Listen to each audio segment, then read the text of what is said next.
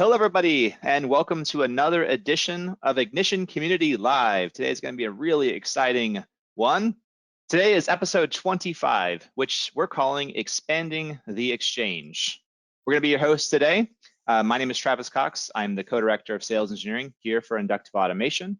I'm also joined with Kevin McCluskey and Kent Melville from Inductive Automation.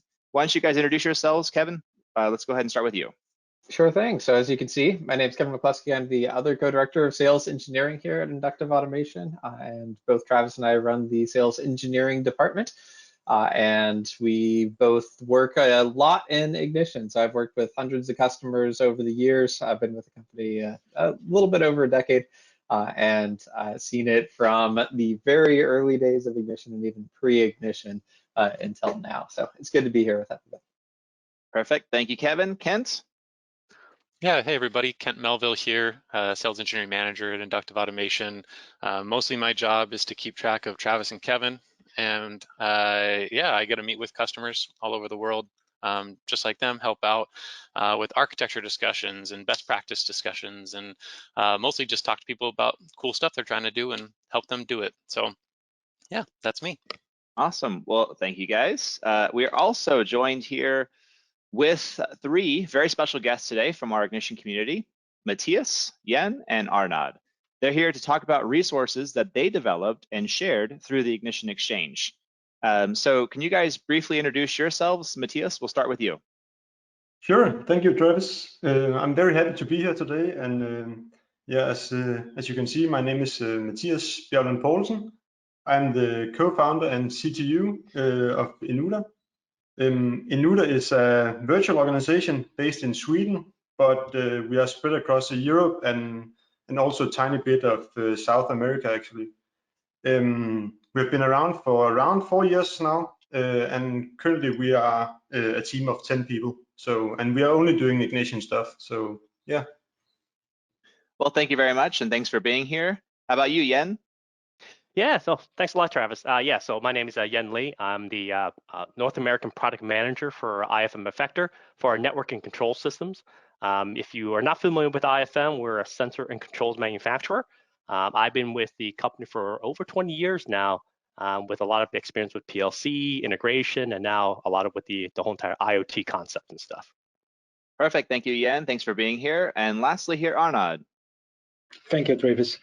So like you can see, I'm Arnaud de Clercq, team leader at the Process Automation Department in Ceratec in Belgium. I have approximately 8 years of experience in SCADA and PLC program development in mostly water treatment plant, various type of kilns and dryers, and also in food process. I'm really new in Ignition. I started my first project for now I think 3 or 4 months, but I just love it to use it. So let's rock and roll the Exchange webinar. Absolutely. Thank you so much, Matthias, Yen, and Arnaud for being here. You're going to hear more from them as we look at the resources. So let's take a look at today's agenda. We're going to start by talking about what the Ignition Exchange is and why we developed it. We're going to show you some recent Ignition Exchange website updates that we did. We're going to also talk about our new Ignition Exchange initiative that our sales engineering team has and how it's going to make the Exchange bigger and better. Then we're going to get into the heart of the presentation, which is a showcase of featured resources that you can find on the Exchange today. Then we'll wrap it up with a Q&A period. I'll be moderating today, so I'll be monitoring that. And if relevant questions come up throughout, I might sprinkle those questions during. Otherwise, we'll take majority of them at the end of the presentation. So to kick things off, let's first explain what the Ignition Exchange is. The Ignition Exchange is a platform to discover, share, and download community-made Ignition resources in collaboration with your organization or the Ignition community. You'll find resources on just about every part of Ignition, from perspective views and vision windows to scripting functions, reports, UDT definitions, and much more. The Ignition Exchange helps accelerate application development. At the same time, it strengthens the Ignition community by providing a space for open collaboration. So it's really a tool that we all can leverage and use to build bigger and better things for Ignition. Currently, There are 140 resources that are available, and of course, that's counting. Anyone can download content as well as contribute. The more contribution, the better the exchange will be. There's even an option to store resources privately or for your organization. So there's no better way to explain the exchange than to show it off. So Kent, can you take us through a quick walkthrough of the exchange and show how you explore the available resources there? Absolutely. Thanks, Travis. Let me share my screen so everybody can see real quick. All right. Just from our homepage on our website here, we have these 9 dots up in the upper right corner. From here, you can click and go directly to the Ignition Exchange. So the Ignition Exchange is public on our website, and you can come through and right away start seeing resources. At the top, we have some featured resources. These will continue to rotate through, so you can always see what's new and exciting on the exchange. But you can also come through and just see a bunch of resources here. A few things to highlight. Right away, it's going to tell you what kind of resource this is. So right at the top, this is a perspective view, a vision window, or maybe a vision template or a complete project.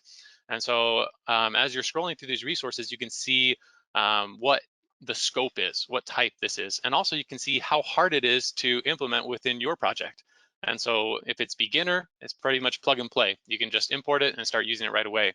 Others may be intermediate or advanced if they require a little bit more customization to start working with your project. But say you see something that interests you. So if I come down here and I'm like, oh, somebody built a heat map, that's pretty cool. I could click into this heat map and I can see that somebody has got some screenshots here. I can see a description of what they have done. And then if I'm interested, I can even go and see notes of how to install this document or this resource. And if there are multiple versions that have been uploaded, they will show up here, and I can make sure I grab the appropriate version for the version of Ignition that I am running. And so when you click download on the exchange, you can then go and import that on your gateway. We have a built-in way to do that. If you're on your Ignition gateway, you can go under config, go to the Ignition exchange, and you can import the file that's downloaded directly right there. But that's the exchange. A couple other thoughts about this. With the exchange, all of these resources are completely free. They're open source. You can use them for whatever you'd like. And if you have feedback on a specific resource, like if I came and I was looking at Travis's home automation dashboard, well, actually that's a poor example here, but if there was an issue, Travis did a terrible job with this, I could report this, or I can watch it to see when new versions are coming out. And you can also submit feedback on some of the resources if the author has allowed it for those resources. The machine learning resource is a good example of that. Perfect. So say I was like, hey, I want to figure out what this machine learning resource is. We do have a search feature. I can come in here and type in machine, and you'll see that I now find that machine learning. And right here, if I had feedback for Kevin, I could go ahead and contact the developer and send him an email directly through this interface. So with this, if you wanted to upload your own resource, we have a new resource button that you can click, and you can go ahead and become a contributor, and you can upload resources, and we've got all kinds of options of how you can categorize it and customize it. And we hope that you do. And once you've uploaded resources, you can certainly come under My Resources, see resources that that you have uploaded. You can see resources that your organization has uploaded. So in my case, I'm seeing all the ones by Inductive Automation. And you can also see your watched resources and your downloaded resources. What's pretty cool here is that in addition to just seeing the resources that you have contributed, when you go to organization, you can have private resources for just your organization as well. So it's not just the public resources. If you wanted to use this just to store things as a company, you can certainly do that as well. But we got lots of information to cover today, so I'm not going to show too much more of this, but we hope that you come check it out. Like I said, you can just go onto our website and access that via those icons in the top corner. with that, back to you, Travis. All right, perfect. Thank you, Ken. It's always best to show that the tool for people who haven't seen it before. But we're going to show some really cool things that are in the Exchange here today. After that, now let's talk about some recent changes that we've done to the Ignition Exchange website. So Kevin, can you walk us through those changes, first starting with this requesting? Yeah, absolutely. So we went through a recent round and decided that we really wanted to add a few key features right away here to the Exchange. We have more features coming, but these are a couple of the highlights. So we added this request a resource link over on the left-hand side in the page, right down at the bottom. And the whole idea here is that we have a number of brilliant engineers at companies around the world who really know Ignition and are really good at creating resources and creating examples inside Ignition. And then we have some beginners and some folks who are just getting started and some folks who might be looking for an example of X or Y or Z, or might have a great idea for something that's going to benefit everyone, and just wants to get their idea out there into the community and see if anyone wants to step up and take on that resource as an idea to create, and then someone creates it and puts it on the Exchange. So we added this link for request a resource so that anyone can click there if you want to see something on the Exchange that doesn't exist right now, and you don't have the ability to build it for whatever reason. You can click on that request a resource and put in information. It'll go straight over to one of our systems, one of our feedback portal systems that allows you to put in information about what you're requesting and what you think would be good, a definition of done, if you will. So basically, these are the things that I would like inside this resource. And once you add that to the list, it can also be upvoted by other folks who go there, and it'll be kept track of behind the scenes in that system. And Kent will talk a little bit more about one of the initiatives that we have going here, but that resource at some point could be created either by a member of the community or potentially by our own team in sales engineering at Inductive Automation. Absolutely. Now, how about the navigation update? Navigation update is super simple. So Kent mentioned in the upper right there from our website, if you click on the buttons in the upper right, it has the dots there, and you click that and you can get to the Exchange. We also added the Exchange to the main section of the website there. So right under the platform section, if you click over there, you're going to see under Explore, it has Ignition Exchange there. It's a little bit easier for folks to find who weren't able to find it before. Okay, and the last one here, content, which we talked a little bit about, but why don't you go into a little more detail here? Sure. So that contact a developer is important. It's a really important piece for us to get feedback, and we wanted to make sure that it would work for anyone who's actually created one of these resources. So not just when Inductive Automation creates resources, but when any of the community members create resources as well. In order to do that, we wanted to make it opt-in. So let you choose if you want to be contactable or not. So basically, if someone comes to the Exchange, downloads the resource, they think it's great, but they have a suggestion or they have some feedback, or maybe there's a piece that's not working. Do you want to open yourself up to receive an email? It's not going to hand your email out to them, but it will let them click that contact the developer link. It'll take their email address and then send it to you along with their message in an email from Inductive Automation. So we act as the message broker, if you will, and it opens up that functionality. That's completely opt-in. So if you don't change these options, it'll be defaulted to be opted out, and you will not have that link on your resource like the first resource that Kent showed.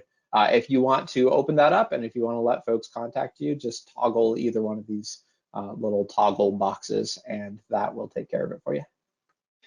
Yeah, so that was, with the first resource that Kent showed it, we didn't opt in on that one.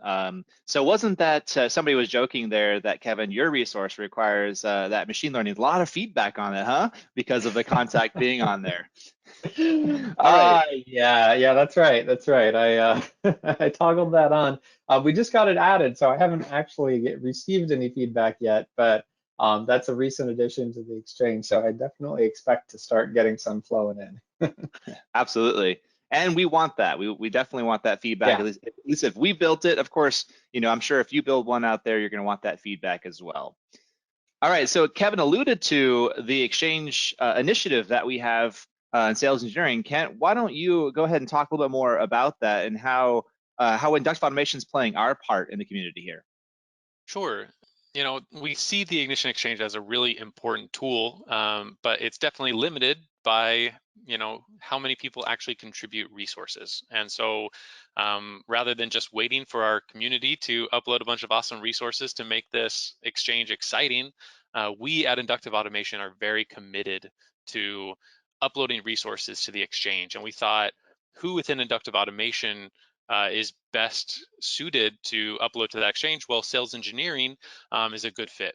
We think that our team gets to meet with customers, talk about what they're trying to accomplish every day, and so and we also have our application engineering team where we actually build small scoped projects for customers. And so we were thinking that within sales engineering and application engineering, we wanted to make sure that as we are creating things for customers, that when we do so, we can do it in a way that can be shared on the exchange. So that the things that we build for free for customers aren't just useful for one customer, but they're useful for everyone. And so what we've decided is within sales engineering, every team member will contribute one resource a month. What that means is that you're going to start seeing several resources from Inductive Automation employees every month uploaded to the exchange. So there's always going to be new stuff to check out, and we're hoping that the quality of those resources can be really good because we've gotten the best and brightest engineers to build those. And so we are trying to lead the way, trying to make sure that there are fresh resources there all the time, and hoping that members of the community can follow suit by uploading their own resources as well. Absolutely, and we're going to see a couple of these resources here today that is a part of this Exchange initiative. And really, it's also springing a lot of good ideas for what we can build and what we can put out there. And we're definitely looking for those ideas from you guys. With that request, a resource that's there that Kevin mentioned, you go and put an idea in, and that allows us, it fuels us, because then we have more things we can pull from and that we can contribute on. So we're really excited about this initiative. Now, along with the initiative in 2021, like we did in 2020, Kevin, we have an Exchange challenge again this year. Why don't you talk about that? That we do. So if you weren't aware of the Exchange challenge last year, or if you need a refresher, we're basically doing the same type of thing this year. But what we did last year is we opened up the period before ICC, before the Ignition Community Conference, that was for submissions of resources to the Exchange, and the top resources would be featured on the Exchange. And also featured at ICC. We are doing the same thing in 2021. So we actually have expanded out the window, though. We decided that even if you've contributed a resource before right now, we still wanted it to qualify as a possible resource for being one of the winners. So anything from ICC 2020 all the way up until August, end of August 2021 is going to be automatically entered to win. And what we are going to do at that point is evaluate all of the entries. It should be noted, I know that we have some folks from Inductive Automation on this call. Inductive Automation employees are not eligible. I apologize. But that's also good news for everyone else. So that means that anything that we're submitting from the sales engineering team here isn't competing with you for one of these ICC Ignition Exchange Challenge winners. Not necessarily that we would do better than anything that you contribute, but anything that you contribute up through then is going to be eligible for this challenge. And you have the chance of being featured at ICC directly and then having that resource featured on the exchange itself. We do also have some possible prizes, but nothing's been worked out there directly yet, so I can't really speak to that. But we really hope that everyone will be excited about this. It was exciting last year to go through and evaluate the winners and award the prizes, and we're really looking forward to it again this year. Absolutely, and as you said, you're gonna get a shout out at the conference, you know, from our teams in terms of these awesome resources that are being put up there. So definitely contribute. We're really excited about this, and you know, hopefully we can get some really cool prizes on there too. Okay, so now let's transition to the resource showcase. This is the heart of the presentation here today. We're going to spotlight 7 recent innovative resources that have been uploaded to the Ignition Exchange. Some of them have been by Inductive Automation, and some of them have been by the community. And we're going to give a quick demonstration of each one of these. So we've got 7, so we're going to take about 5 minutes for each of those to go through. And don't forget that all of these resources that we're going to show are available for free today, right now. You can go and download and play around with it. So here are the resources that we're going to look at. The first being DMC Siemens Open Library Object, and then secondly, greenhouse temperature control, then IFM Sensor Templates, then a few perspective ones with the historical playback, equipment scheduler, and document management. And then actually the last one is also perspective, user roster and schedule management components. So we have a lot to show here today, so let's kick it off with Arnaud to talk about the DMC Siemens Open Library Object and show us a quick demonstration there as well, Arnaud. So I'm going to make you presenter. Thank you, Travis. Perfect.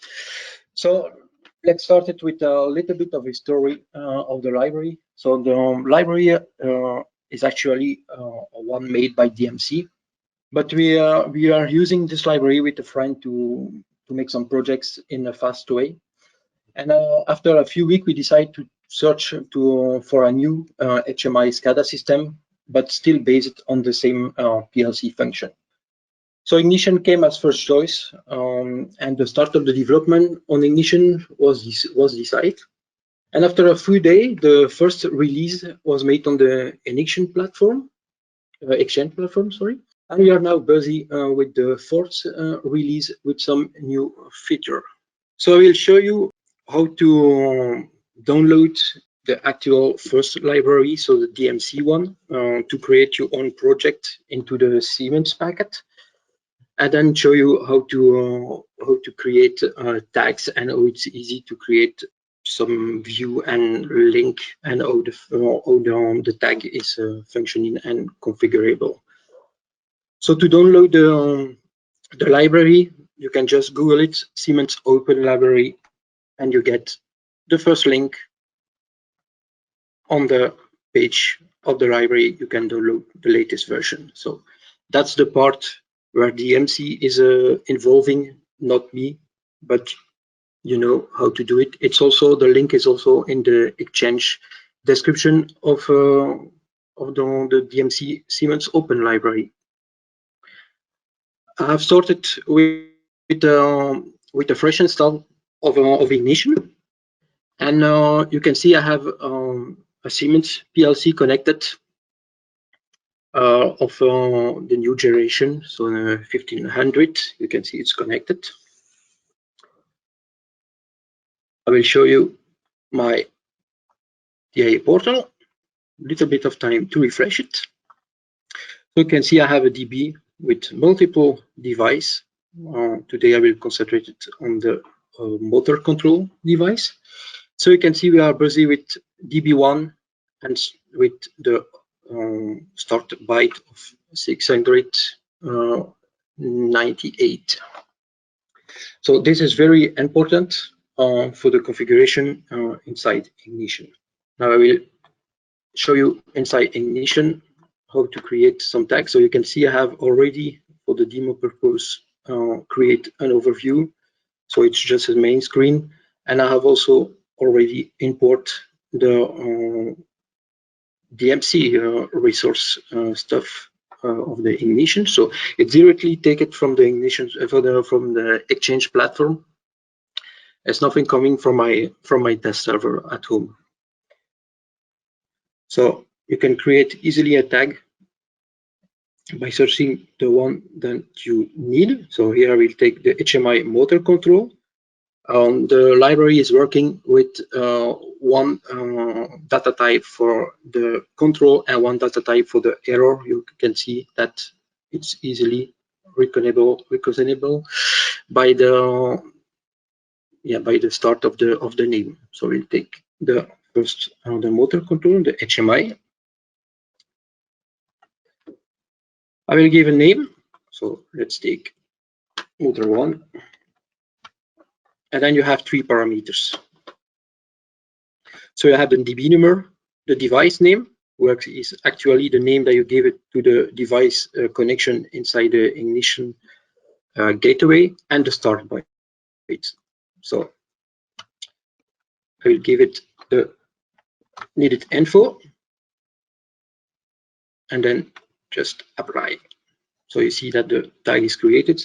I made the test here now with a new version of the Siemens PLC, but the library is also working with the old version. But my resource, I don't have it tested because I don't have an old version of the PLC. So, but according to DNC, it's the same structure between the 2 types of PLC.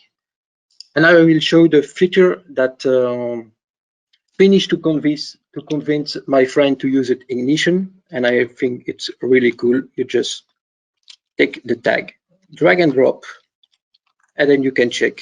You can just take the faceplate that you need. So I will take a pump horizontal, and inside the faceplate, you can see that the link to the data type is directly made it to the correct tag, and you have 2 of more.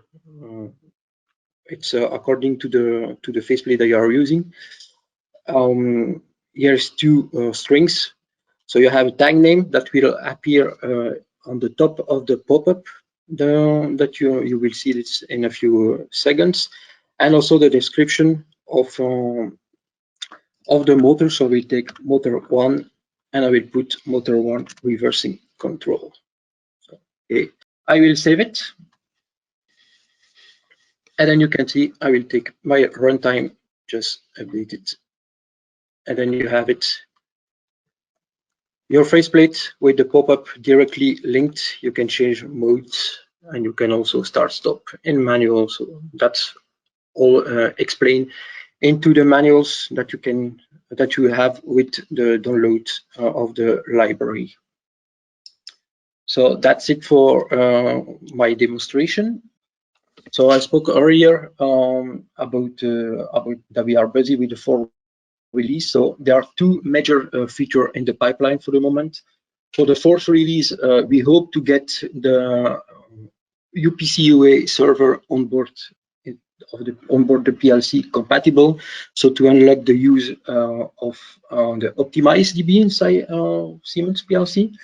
And for future release, we are now looking to switch the library into perspective. So actually, it's only the vision that you can use the library, and it's also an Allen Bradley preparation. It's only on paper, nothing done yet. So also, I'm always open to new contributors who can add some new features, some new language also. So now the library is in 5 languages, sorry, English, French, Dutch, Italian, and Spanish. And also just give sample feedback. So the new adding to the website will be very useful for us of the working in the library and the real world, because for me it's only simulation. I don't use it for the moment. The part of ignition, I don't use it for the moment in the real world. For last, I want to thank Mr. Gonzalez for his contribution to the library on the last release. So yeah, that's it. Back to you, Travis. All right, well, thank you so much, Arnaud. Looking forward to the perspective ones as well. That's a really great resource you've got there, and all that work that you put into it. Thank you so much for contributing that to the exchange and making that available to the community. All right, next we're going to look at the greenhouse temperature control resource that's on the exchange, and for that we're going to hand it over to you, Matthias, to talk about it and give us a little demonstration of that one as well. Thank you very much, Travis. So yeah, just to give you a quick demonstration of our resource and what problem it actually solves, then I went on to the ignition exchange here, where you can see this image of a small part of the greenhouse. And the problem we had was that the heating of the greenhouse during the night times, it could go below 0 degrees, so all the crops will start to freeze and all that. That's obviously not good. So the obvious solution was to just put up an electrical heater and have it running for all the time. And obviously that's not the perfect solution. So we decided to build this in ignition instead. We decided to do this by doing it as a project for the whole team, where we got the opportunity to build it in perspective, where we could learn something about the perspective module and also about the MQTT modules. So that's our main purpose for this project. And on the image here, you can see actually this little box beside the heater. We have a few components in there, which is all described here in the text underneath. But today I will just show the perspective app itself. So if we head over here, we have our main page here. We have thought about both the functionality of the solution, but also a bit of the design. We try to do that because it gives the user a better feeling of what they're actually using, and it's a good way of delivering something when it looks good as well. So here in the main page, we can see the current temperature in the greenhouse. We can see the status of the heater and what mode we are in. Then in the bottom here, we have the latest 6 hours of data. So how has the temperature developed over the last 6 hours? Then we have another page here where we can see something about the historical data. So we have a minimum temperature and a maximum temperature over the last day, and then we can choose a week or a month, depending on what scope we want to see it in. We also have the feature here in the bottom, as you can see, that we can turn around the phone, and then it will change over to a whole week of data, which you can show. So in that way, we use the things in the opportunities in perspective and on the phone, so we can actually change views depending on the orientation of the phone. So we think that is pretty cool, and it was new to us, so it was a good opportunity to use that in an actual project as well. Then if we go back here, we can go to the settings menu here, where we have the option to either control the heater in manual mode, so we can put it into manual mode. Now it's stopped, then I can start it, then the heater will simply just start to run, and we can go back here to the main page, and then once it updates, we should see that it's running. So now basically the heater is running, so you have the opportunity to control the heater manually. You can go back to the settings menu again. We can stop it, obviously, that's a good feature, but we can also put it into the auto mode. In auto mode, it will run after the start temperature and the stop temperature, so it will try to control the temperature in that way in the greenhouse. So if we have a start temperature, then that means that when the temperature goes below this temperature, then the heater will start, and once it goes above the stop temperature, it will stop again. So right now it's around 20 degrees. So if I put in here like 22 to make sure that it actually starts, then I hit the save settings. We can see it's saved here. We can go back to the home page, and then it will run for like a maximum of 30 seconds before it will update the temperature. So let's hope it will start in just a minute here, or 30 seconds. So, and while we're waiting for this, I can basically say that this was a very good project to get the feeling of how a perspective is working. And this was the very first project we actually did in perspective. So it was a great project for working on as a team and pitch in everybody. So that was a very good project. So here we could see that it was actually running, and then of course we can stop it again. So just by showing that here, so save settings here, and it should go off again. So basically that's our resource, and we decided to upload this at last year's ICC because we think it's a good way of contributing to this ignition exchange, and and we think it's a good platform to get both inspired, and the things you have shown today is that you can actually request some other feedback or request some solutions. I think that's pretty cool. So thank you. Back to you, Travis. Yeah, thank you so much for going through that, Matthias. It's also good to see projects like this perspective as people are learning it. The little tricks that you're doing with turning the phone and having it be the mobile responsive. Using those features and contribute that, it gives more people ideas of what they could do in their projects, right? And that's really one of the big goals of the exchange is to springboard ideas and show what people are doing and to use somebody's take this example and leverage it for your projects, right? And maybe you build something you think is really cool, contribute it back to the exchange, and we can keep that really going. And the projects that we're building are going to get better and better and better as we go forward. All right, let's go to the next one. And this is going to be over to you, Yen, to talk about the IFM Sensor Templates that I know interface with your actual sensors and make it really easy for Ignition and IFM to work together. So I'm going to make you presenter here and go ahead and explain and show your resource, please. All right, sounds good. Perfect. So what I want to do before we get into the actual template stuff, it's probably best to describe, why did we even want to do this, right? So in essence, IFM is part of a much larger organization that has developed a new sensor technology sensor communication technology that allows us to basically extract more information from your typical sensors here. And this page kind of just illustrates for us, what the difference is between a standard sensor that you employ today compared to one that has the IO link capability. Standard sensors today, there are microprocessors in there, but in a firmware, you have to dumb it down to give you an on and off signal, which is what this one on the left-hand side represents. But if you connect this via IO link using the same cable, and in this case, using the same exact sensor, this allows you to unlock a lot of information that you could present to other systems, to your PLCs, to Ignition that you can use. So this technology really allows us to bring smart data from our sensors, really untrapped data that exists on your sensors, and make it available to other systems to be able to use. And this whole entire technology revolves around the fact that this technology doesn't allow you to add cost to the system because the cost of the sensor is the same, whether it's an IO link or non-IO link version of it. And the architecture doesn't require re-engineering. You're going to be using the same exact architecture cabling system that you're used to using today. At the end of the day, you just have the ability to be able to get more information from your sensors.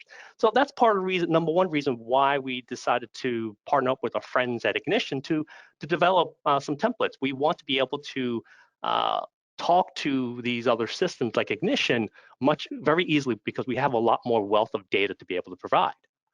And this is the example. It's just to show the controls architecture. The sensors go into what we call an IO link master, which is really just, think about it as a smart Ethernet IO hub. Of course, we are able to pass this information to a PLC because, of course, you need the sensors to control your processes. You need the PLC. That's what the PLC does. In addition, the unique thing of what IFM does, we've added an IoT port here that simultaneously can allow us to send information that maybe are not time critical or not needed as part of the process to be sent to systems like Ignition. So now we have something what we call the Y path to allow us to, of course, send information that you want to control your machinery, but also now be able to send information that you might want to trend, monitor at a separate system. So basically bring data to where you want it to go. And since Ignition has been such a popular and growing SCADA system, we wanted to make it easy for our customers to be able to integrate our sensors, our IO link sensors, into that platform without any work, right? And that was the goal of this partnership with Ignition here. So just to show you how easy that is to do, I'm going to give you a little bit of a demo here. Here's my Ignition system. These faceplates that you see that you can download are a prospective template here. I've already imported the files that I need, and that's really easy by itself. There's only 2 files you need to import. You need to import the prospective project into here that contains all of our sensors, and then you import another file here for the UDTs and stuff. So let's say in this case, in my demo here, I have an airflow meter of IFMs here. So to get to that, I just simply right-click. I'm going to create a new tag with a new data type, and within the IFM folder. In this case, it's going to be our product line, the SD, which is our airflow monitoring sensors. I'm going to click on that. Next thing you need to do is give it a name. Let's call it airflow here. And then once you do that, there's only 2 parameters that you need to provide for this to get information. So I'm going to click on here. One is the host name, which is the IP address of our IoT port on that block that I showed you earlier. So we type that in a string format here. And the other thing that you need to put in is, okay, what port is that specific sensor connected to? In this case, it's on port 1. So I'm going to commit that, apply it, and hit OK. Now you have an airflow sensor, and you have all these specific UDTs, and you see the data come in. So in this case, we're getting the flow data from this particular device. We're getting a pressure information from the device, temperature, and we're also getting a totalizer count here. Just having the UDTs is fantastic. This is such an easy way for us to get the information in the relative context that we're looking for, right? As you see, there's no scaling. All that stuff is done. With IO-Link, you're actually getting the true digital process value of the sensor. But then we took it up a notch here and decided to, all right, what if you don't want to do the extra work to do the visualization? Well, what we've done here is you can now take this instance, drag it in. Now it's a little slow here, but let me see here. Go ahead and just close that view and reopen it. It's a bug with multi-monitor, different resolutions. Gotcha. Okay. So from here, you see we have a prefab template for you here that, again, brings in all that information from IO-Link of this airflow sensor. You get the vendor ID, device ID, serial number for traceability. You get the process values and temperature. We can reset the totalizer if we wanted to here if we go into the play mode. So that allows us to reset the totalizer all in one. And you see how easy it is to be able to implement any of these different IFM sensors. And as we move forward, we'll plan to increase the library with basically as much of the IFM sensors as possible within this library. So thank you very much. Yeah, and there was a quick question, which is, what is a totalizer? You want to quickly answer that question? Yes, absolutely. So the totalizer is measuring the amount of air that's passed through the pipe, right? So that's good to kind of, if you're looking for energy monitoring, you want to know how much have you used already of air, or in some cases flow, a fluid of some form. Perfect. Well, so thank you so much for that, Yen. I mean, that's an amazing resource here. And then this is, again, the power, right? The community at large, we want to make things easy and make this stuff that nobody wants to think about. Just make it automatic, make it quick, drag and drop and go. And we can start focusing on the bigger and bigger, bigger features, bigger and better things we want to do with our applications and providing more value to the customer at the end of the day. And I think this is really going to do that for us. Okay, so let's keep going. We've got a few more resources to show. We're going to hand it over to Kevin. Kevin's going to talk about 2 resources in particular that we did, the Perspective Historical Playback, as well as the Perspective Equipment Schedule. So he's going to go through and show us both of those. Kevin, I'm going to make you presenter. Go ahead and give us a little introduction to those, please. Absolutely. So if we take a look at the first one, so the first one, the Perspective Historical Playback here, is something that we've had for quite a while, actually. And if we go to our demo, this is at demo.ia.io. It's actually part of our demo project. So at the real-time status, this is the easy way to show it. You have a real-time screen right here. These have all the values that are coming through that you're seeing that are streaming real time from the device that we have connected to this. If I hit enable playback controller, it adds this playback controller to it, and we can either be in real time, which is where we are right now, or we can switch to a historical mode.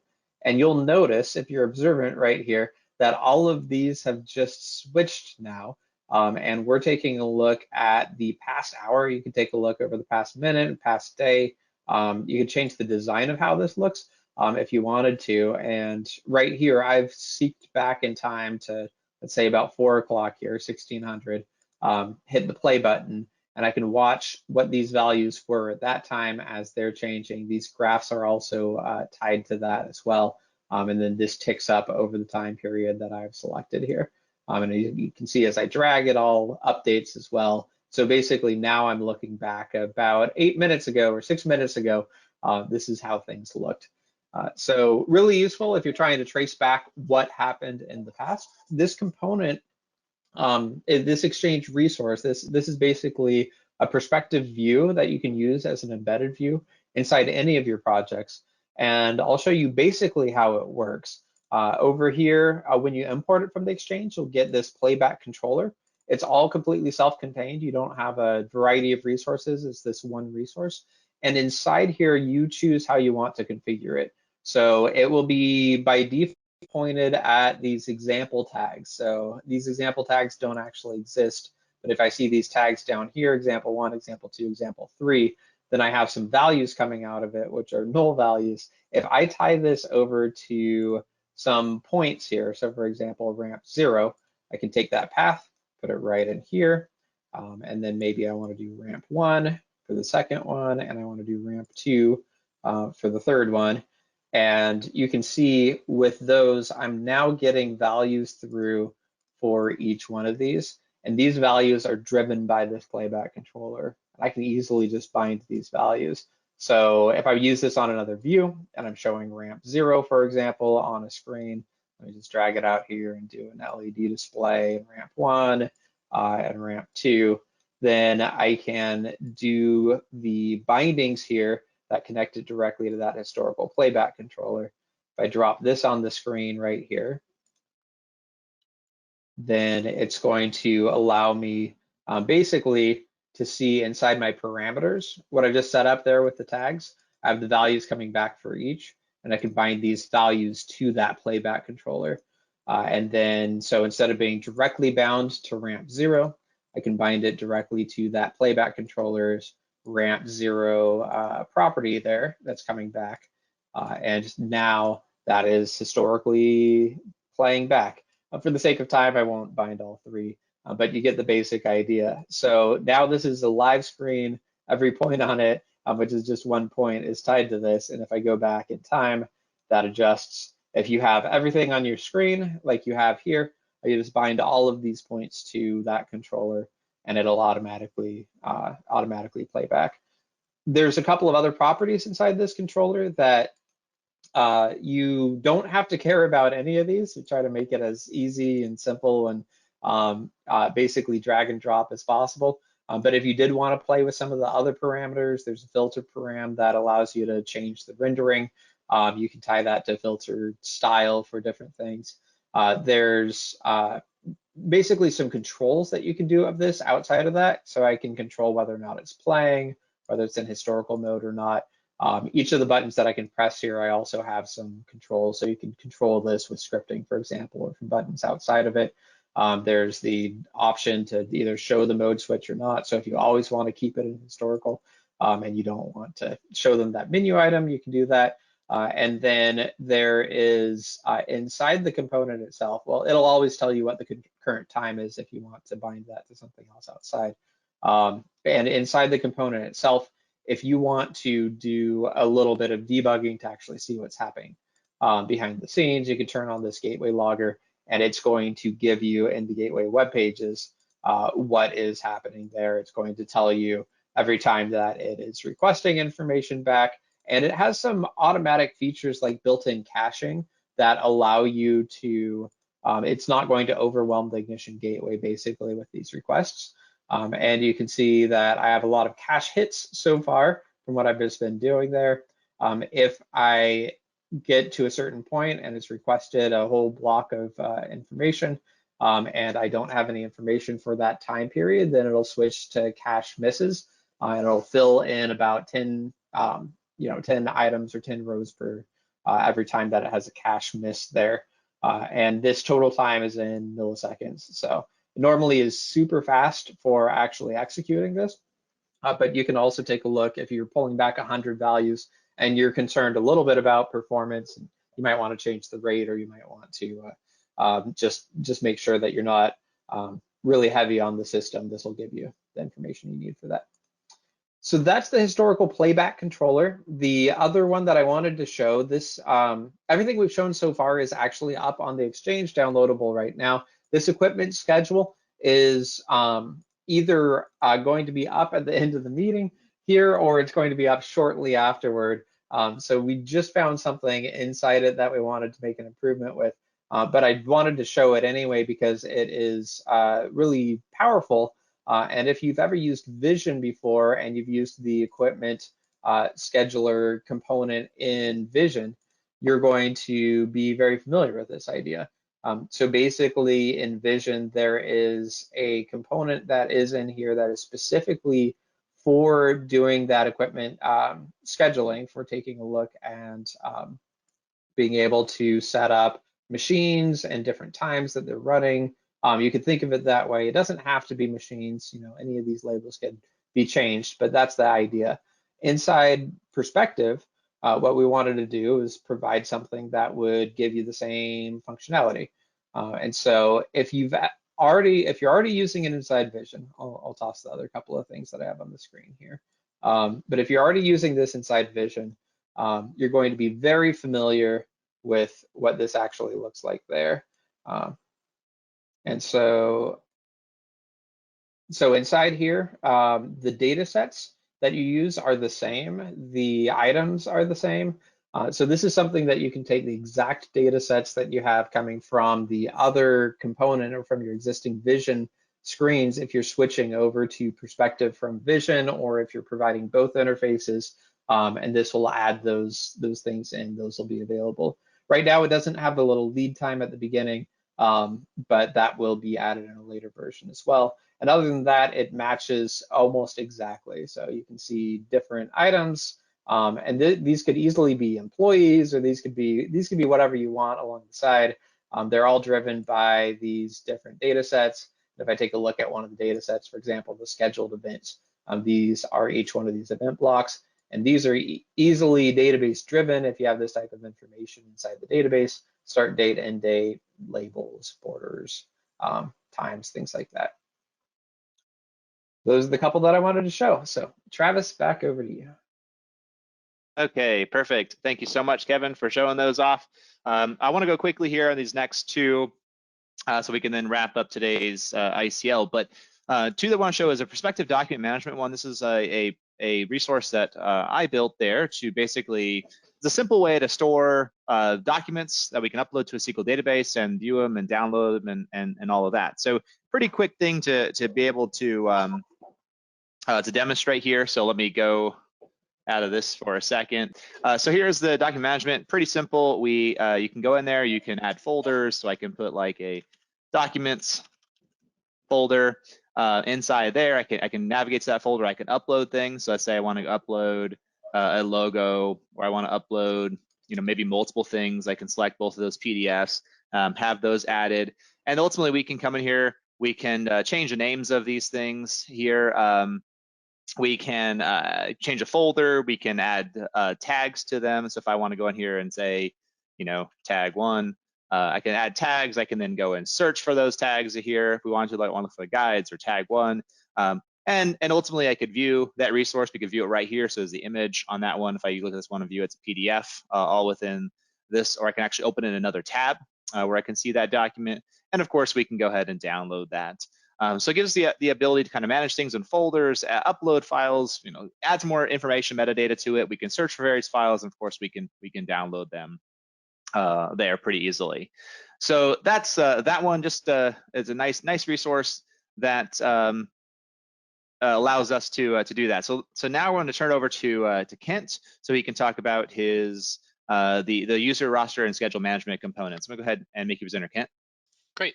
So he said my components. These were created by Ryan Zaxkorn on our application engineering team, and he did a great job. So right now I'm in Vision. Vision had some components that you can see over here on the side, specifically for user, schedule, and roster management. So this is user, schedule, and roster. And people for a long time have said, well, where are those components for Perspective? Well, today, if I jump over to Perspective now, here I've got user management, schedule management, and roster management. And so you'll notice that they are very similar to what you see in Vision. We did that on purpose. Yeah, these are built out and they're fully usable. So if I come into my browser, I can see them all here. And if I wanted to come in and edit a user, then I can come and I can do schedule modifications, add contact information, assign roles, edit passwords, all that kind of stuff. And so because we are out of time and these resources are familiar to people, I'm not going to go into a lot of detail, but just know that these resources are cool because people have long wanted to be able to customize their user roster and schedule management things to match the look and feel of their sites. Now that these are on the exchange rather than as actual components, you can go in and customize styles, change the look and feel, change the features to however you want. So back to you, Travis. Yeah.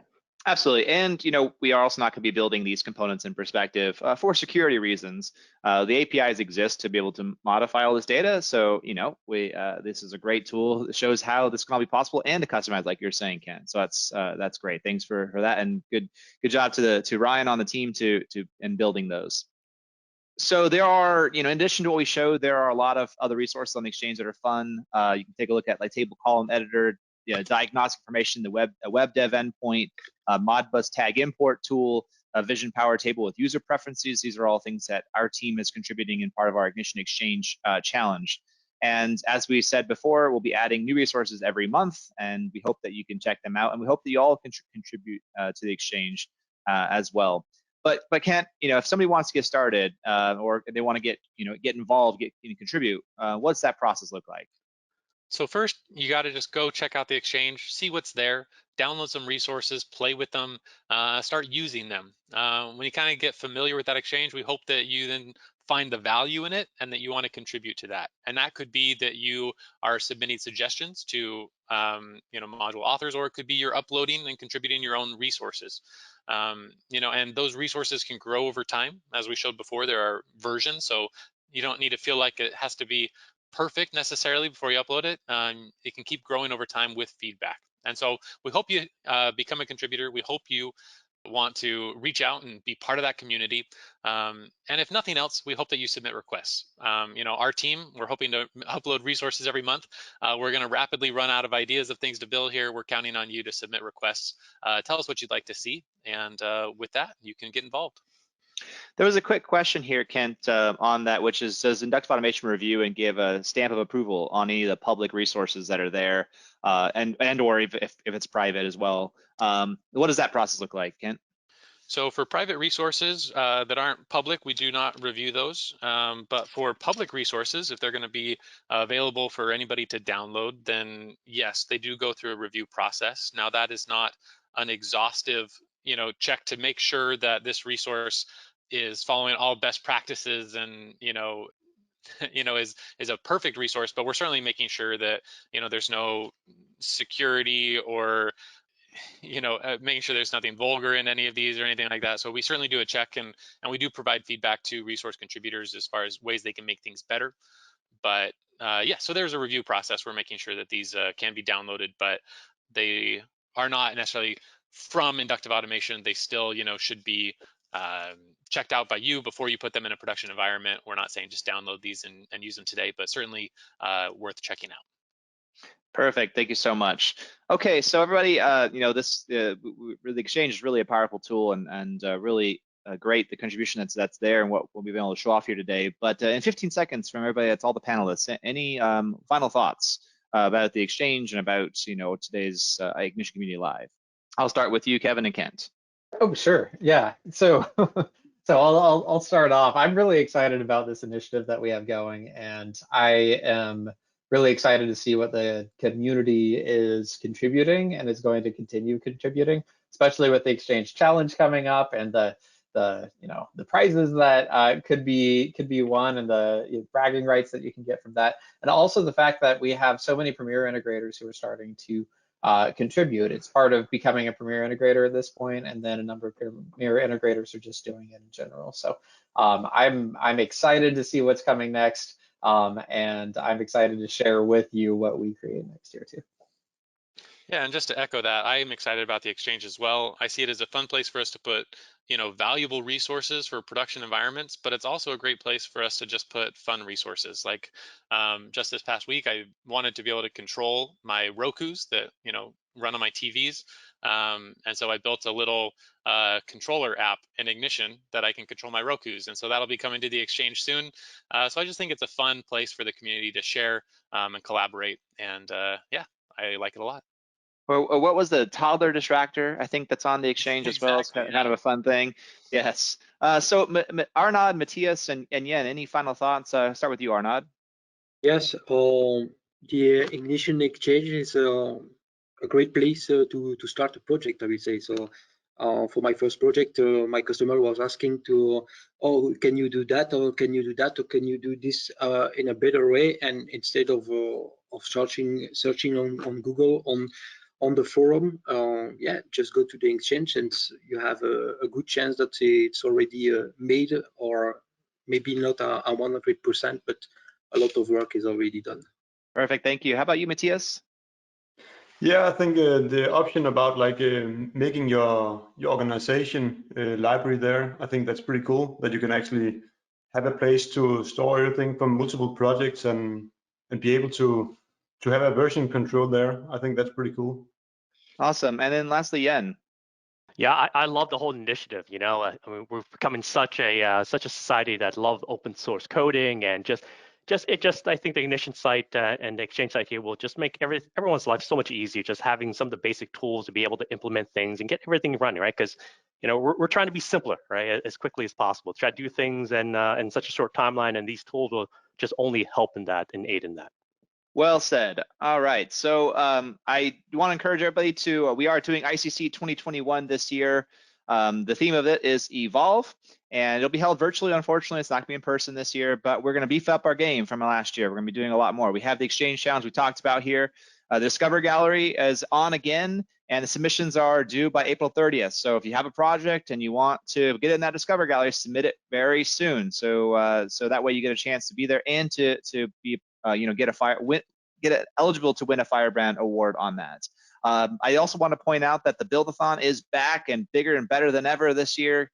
Kevin, Kent, and I are really excited about it. We're going to be doing some fun stuff with it this year. And that resource that Kevin showed off, of course, was the straw that really broke the camel's back in terms of kicking my butt last year. So we got to look at some revenge this time. But again, you can register for free at go to icc.inductiveautomation.com, or you can click on the link or put the link that's on the screen right now. And we look forward to seeing you guys and being a part of that event this year. So I want to thank you all for being here with us today. I want to thank our guest speakers, Kevin and Kent. Thank you so much, as well as Arnaud, Matthias, and Yen. Can't thank you enough, for the contribution, for being a part of this, and to really make the Exchange the best resource out there for industrial automation, and really being able to provide a lot that people can leverage for building the best applications possible there. But we're going to be back with another Ignition Community Live on May 13th, so we'll see you then. In the meantime, stay connected to us on social media and subscribe to our newsfeed and our podcasts. We look forward to seeing you. Have a great rest of your day, and we'll talk to you next time.